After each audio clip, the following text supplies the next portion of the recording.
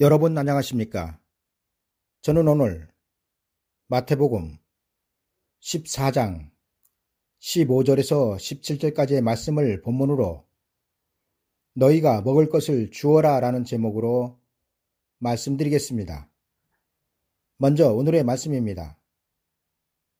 저녁이 되매 제자들이 나와 가로되 이곳은 빈들이요 때도 이미 저물었으니 무리를 보내어 마을에 들어가 먹을 것을 사 먹게 하소서.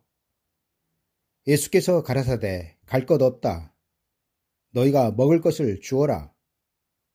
제자들이 가로되 여기 우리에게 있는 것은 떡 5개와 물고기 2마리 뿐이니이다. 아멘. 오늘 말씀은 이적과 표적에 관한 것이 아닙니다. 그런데도 많은 설교자들은 예수 그리스도의 능력과 이적과 기사에 초점을 맞추어 설교를 하고 있습니다. 그러나 이는 참으로 유치하고 수준 낮은 설교입니다. 어떻게 보리떡 몇 조각과 물고기 몇 마리로 수천 명의 배를 채울 수 있었을까? 끝도 보이지 않을 그 넓은 들에서 수많은 사람들에게 어떻게 예수님의 목소리는 들릴 수 있었을까? 여러분, 오늘 말씀은 이런 것들을 설명하시기 위하여 기록한 말씀이 아닙니다.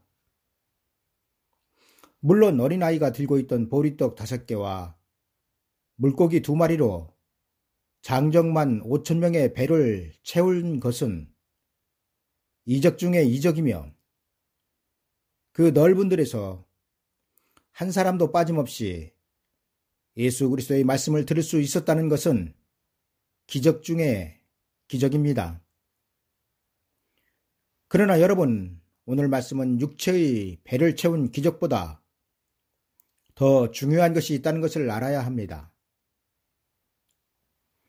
여러분, 성경에는 예수 그리스도의 이적과 기사에 대하여 일일이 다 기록할 수 없을 정도라고 기록하고 있습니다. 예수의 행하신 일이 이 외에도 많으니 만일 낱낱이 기록한다면 이 세상이라도 이 기록된 책을 두기에 부족할 줄 아노라. 저는 오래전에 베데스다의 연못에서 있었던 예수 그리스도의 행적이 이적과 표적의 기사가 아니라 율법과 복음을 비유로 설명한 것이었다고 말씀을 드렸습니다.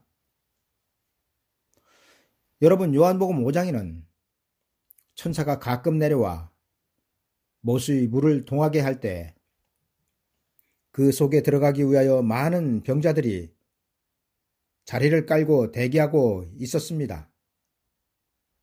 그리고 거기에 38년 된 병자가 있었습니다. 예수 그리스도는 그가 병든 지 오래된 것을 아시고 내가 낫고자 하느냐 물으셨습니다. 예수 그리스도의 이 물음의 병자는 주여 물이 동할 때에 나를 못에 넣어줄 사람이 없어 내가 가는 동안에 다른 사람이 먼저 내려가나이다 말합니다. 그리고 38년 된 병자의 이 말을 들으신 예수 그리스도께서 말씀하십니다. 일어나 내 자리를 들고 걸어가라. 그리고 이 말씀이 떨어지기가 무섭게 그 사람이 곧 나아서 자리를 들고 걸어갔다고 성경은 기록하고 있습니다. 그리고 이는 이적과 기사가 아니라 율법과 복음을 나타내고 있다고 저는 말씀을 드렸습니다. 여러분, 베데스다 못은 율법을 나타내고 있으며 38년 된 병자가 못에 들어가지 않고도 자리를 털고 일어나 걸어간 것은 복음을 나타내고 있습니다.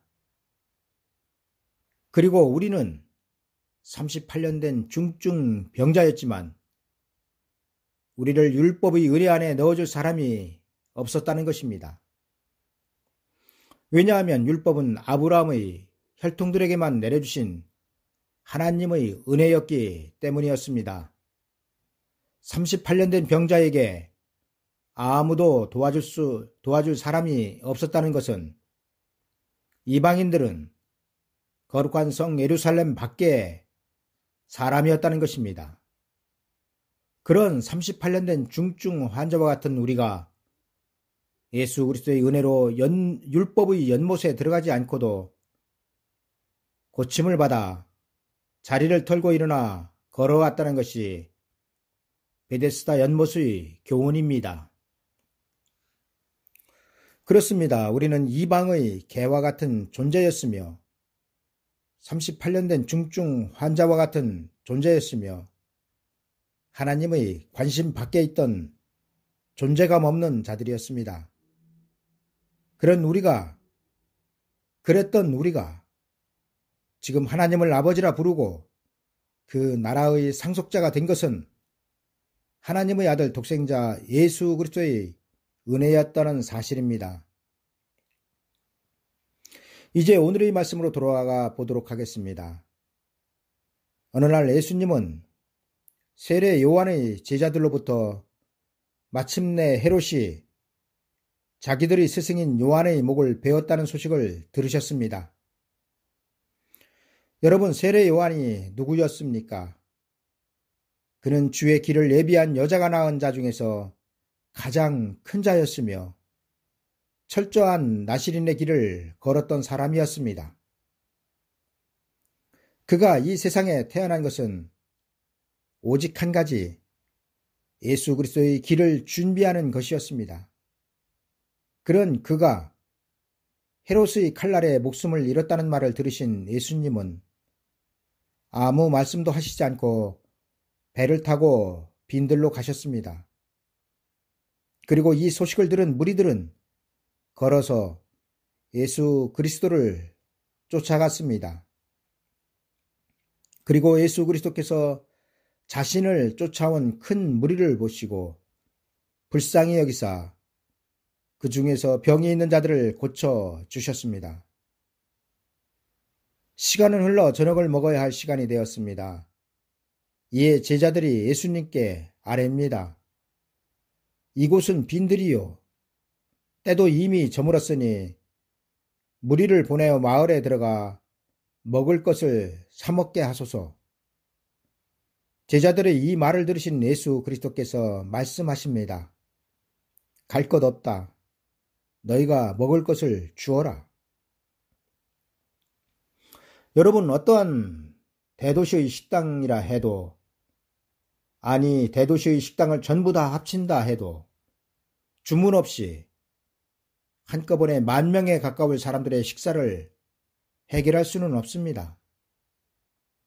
그런데 예수 그리스도께서 이런 사정을 모르셔서 제자들에게 너희가 먹을 것을 주라 말씀하셨을까요?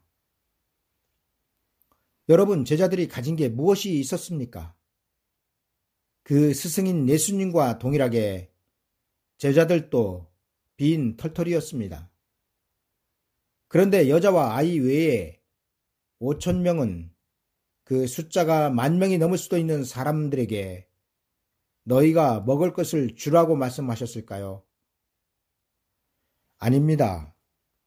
여러분, 예수 그리스도께서 제자들에게 너희가 먹을 것을 주라 말씀하신 그 핵심은 장차 복음의 제자들을 통하여 전파될 것을 암시하고 있는 말씀입니다. 다시 말씀드리면 너희가 먹을 것을 주어라의 말씀은 제자들을 통하여 예수 그리스도의 천국 복음이 예루살렘과 온 유대와 사마리아와 땅끝까지 전파될 것을 말씀하신 것이지, 진짜로 제자들에게 큰 무리들의 배를 채울 밥상을 차려주라는 말씀이 아니었다는 것입니다. 여러분, 예수 그리스도의 제자들을 통한 복음의 전파는 많은 세대를 거치면서 오늘날 우리에게까지 전파되었습니다. 예수 그리스도께서 빈들에서 제자들에게 말씀하신 갈 것 없다. 너희가 먹을 것을 주어라의 말씀은 바로 제자들을 통한 영생을 얻는 영적 밥상을 말씀하신 것입니다. 그리고 이를 증명하여 주신 말씀이 남은 조각을 거두고 버리는 것이 없게 하라 하신 말씀입니다. 여러분, 제자들이 말한 여기 우리에게 있는 것은 떡 5개와 물고기 2마리 뿐이다의 떡 5개와 물고기 2마리는 예수 그리스도의 육체를 상징하고 있습니다. 그리고 성경은 예수 그리스도의 살과 피를 먹지 않는 자는 생명이 없는 자라고 기록하여 증거하고 있습니다. 예수께서 이르시되 내가 진실로 진실로 너희에게 이르노니 인자의 살을 먹지 아니하고 인자의 피를 마시지 아니하면 너희 속에 생명이 없느니라. 내 살을 먹고 내 피를 마시는 자는 영생을 가졌고 마지막 날에 내가 그를 다시 살리리니 내 살은 참된 양식이요 내 피는 참된 음료로다. 내 살을 먹고 내 피를 마시는 자는 내 안에 거하고 나도 그 안에 거하나니 살아계신 아버지께서 나를 보내심에 내가 아버지로 인하여 사는 것 같이 나를 먹는 그 사람도 나로 인하여 살리라. 이것은 하늘로서 내려온 떡이니 조상들이 먹고도 죽은 그것과 같지 아니하여 이 떡을 먹는 자는 영원히 살리라. 예수 그리스도는 떡을 가져 축사하신 후 제자들을 통하여 앉은 자들에게 원하는 대로 먹도록 주셨습니다.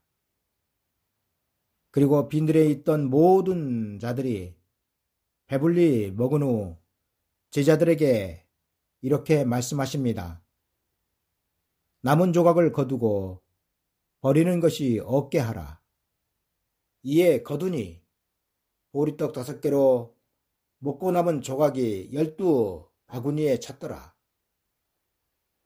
여러분, 왜 거둔 것이 12바구니에 찼을까요? 이 말씀을 쉽게 설명드리면 예수님의 12제자가 한 바구니씩 들고 세상에 나갔다는 것입니다. 그리고 그들이 들고 나간 바구니는 바로 예수 그리스도의 육체로 이루신 복음이었습니다. 여러분, 빈들에 앉아 먼저 떡을 먹은 자들은 아브라함의 혈통들인 유대인들을 뜻하고 있으며 이방인들은 그들이 먹고 남은 12바구니에 찬 떡으로 구원을 받았다는 것입니다. 그리고 성경은 이에 대하여 다음과 같이 기록하고 있습니다. 내가 복음을 부끄러워하지 아니하노니 이 복음은 모든 믿는 자에게 구원을 주시는 하나님의 능력이 됨이라.